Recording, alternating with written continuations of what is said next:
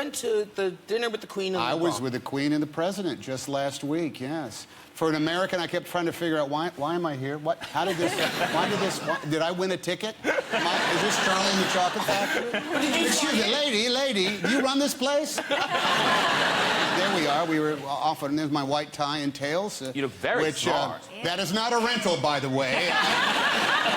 They had a powder blue, and I said, let me go with the traditional black. And everybody's, it's kind of like on a first-name basis. Did you meet her? Oh, yes. Oh, yes, indeed. And chitty chat, or? I talked about doing Shakespeare when I was, that was how I got my start in the United States, doing Shakespeare. And we compared notes on that.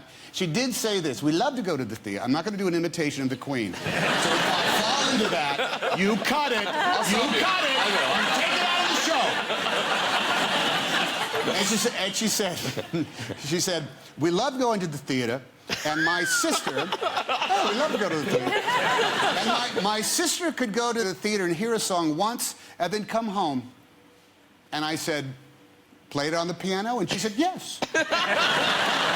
My moment with Her Majesty, who used to call Her Majesty first, and then you call ma'am. You've met the Queen. I have. Yes. Here you are getting, is it MBE you got? I got the MBE, yeah. MBE. So now, does she know, right? Yeah. Does she know, did the Queen know anything about Formula One? She actually did. When she was talking to me there and she's saying, we watch you. But the best thing is I got invited back like a year later for lunch. You made an impression? With a group. There was about 8 of us. And I turned up after the Brazilian Grand Prix, came back and walked in, saw the seating plan, and I was sat right next to her. She spoke to the guy next to her for like five minutes, and then she spent the rest of the time talking to me. Yes, you won in the It was really, really cool.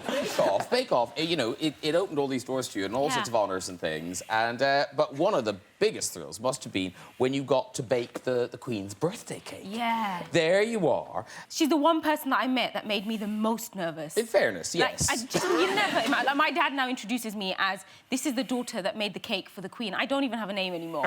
But he was very proud. But I didn't know Prince Philip was there. So he saunters around, I'm trying to talk, muffling all my words, and then he comes up and he said, and the Queen then introduced me to Prince Philip. I was like, get in! You know you've made it when she introduces you to somebody else. And then she said, this is the young lady who won the baking competition. And I was, at this point, I was cloud 9, and he comes up and goes, yes, dear, I know who she is, but what flavour's the cake? I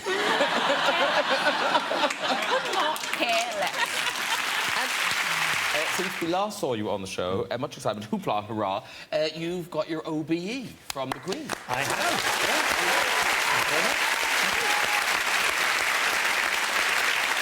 Oh, you look about 12. Oh, well, it must have been amazing. Did your family go and everything? She thought she was giving it to Tony Blair.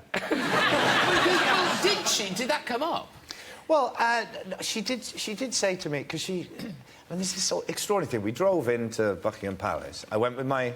Oh, there's you with the other... With the other Queen, the fake Helen. Queen, yeah. Yeah. We drove in there, and it was strangely like déjà vu, because we'd recreated it for the film The Queen. So I sort of felt quite at home there. Like, yeah, I've done this before, yeah. And then you get in front of the actual Queen, and there's all these rules that you have, you know, the etiquette and stuff. You have to go in, you must never turn your back on the Queen and all this kind of stuff. So I turn up, and she's she's got someone next to her going, this is Michael Sheen, he's a Herbert from Wales, he's an actor. He played Blair in that film about you.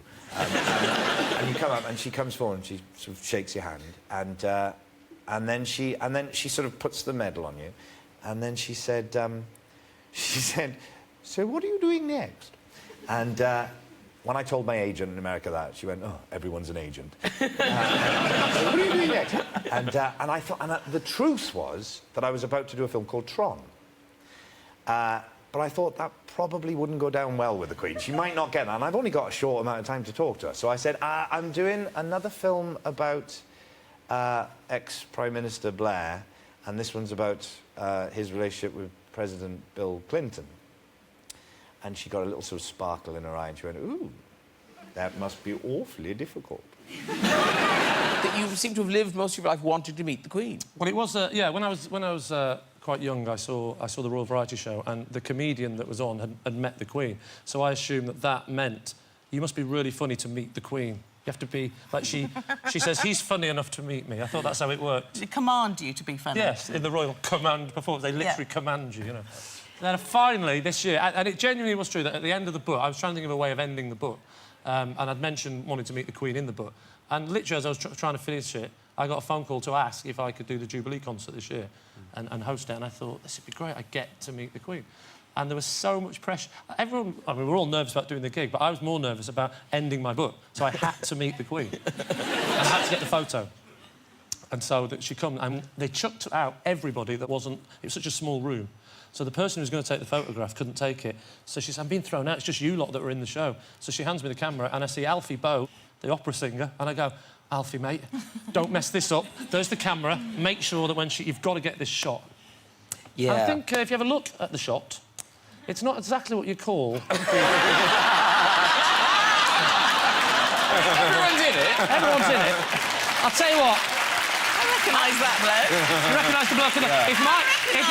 Yeah. I was going to rechange the whole story. I didn't want to meet the Queen. I always wanted to meet Kylie Minogue and Lenny Henry. Yeah. I thought then it might work. So, but bless him, he didn't... I didn't give him much warning. I said, press that button and just hope for the best, and he did. And did she talk to you, or you just met her? She was great, actually. She was really... She did this thing with Gary Barlow and Kylie. It was their job to show around everybody. And I think Kylie didn't know who I was and panicked and just backed off because she didn't want to introduce me. And so the Queen was left stranded on her own.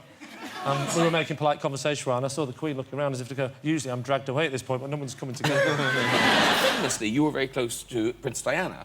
But even before that, you... I think you played... At Windsor Castle. Yeah. Yeah. And that was a very nervy experience because Ray Cooper, my percussion player, and myself played, and suddenly you looked in the balcony and these are all gold chairs and suddenly they fill up and you think, oh, God.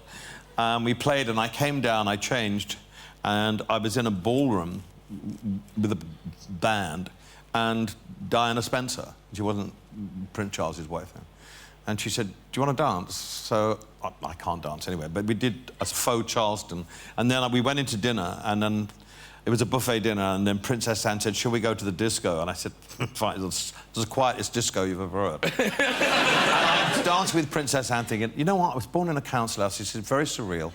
And then the Queen came in, and she said, can we join you? And I said, say, no, fuck off, right? And they segued into Rock Around the Clock by Bill Haley, and I thought, this is ridiculous, because the Queen's going like, dun, dun, dun, dun, dun.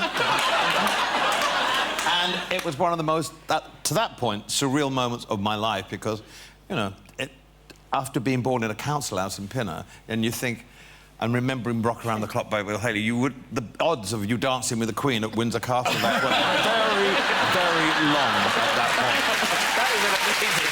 You came to the set of Game of Thrones? The Queen? Yes! In your face! Yeah, we've got a picture of her. There she is. So they kept trying to push her to sit down on the throne, and we kept getting told the same thing, which is she's not allowed to sit on other thrones, fictional or otherwise. I love there's a thing for that. Yeah, that can't happen, I'm afraid. Did you talk to her? I did, yes. Yeah. And? She was delightful. But what did you talk about? What? Not much. She asked me a question, and I said, yes, ma'am, and then she moved on. Now we have to know. What did she ask you? It could have been anything. And what do you do on this production? You said yes. And I said yes. I said, I'm an actor, ma'am. And she said, oh, wonderful, and moved on. And then they asked if she wanted to sit on the throne, and she said, looks very uncomfortable. Moved on.